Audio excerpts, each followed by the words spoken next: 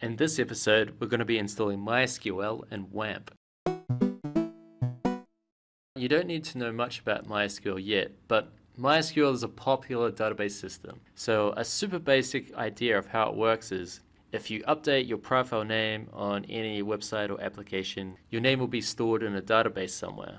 And MySQL will help store the name, and then you can grab it later when needed. Now we're going to install MySQL.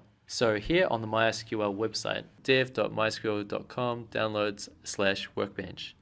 We can just select our operating system. So I'm using Windows. I don't need to log in. No thanks. Just start my download. And that's going to download that for me. So just double clicking on the setup.exe file and following the command prompts.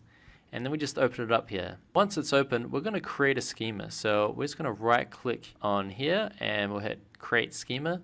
I'm going to call this the application name We Shred. You can name it whatever you like.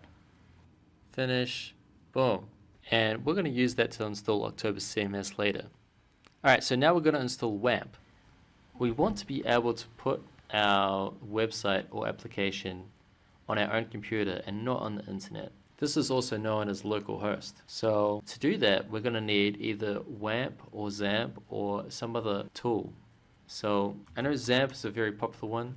I've only been using Wamp, and because I know Wamp, I'm just going to keep using that. So to start using Wamp, you just click on that, and I'm going to just get the 64-bit blah blah blah blah blah, download directly. After Wamp has finished downloading, just double click on it and install it. Then in the next episode, we're going to install OctoberCMS, and I'm going to show you how to link that up with MySQL and Wamp.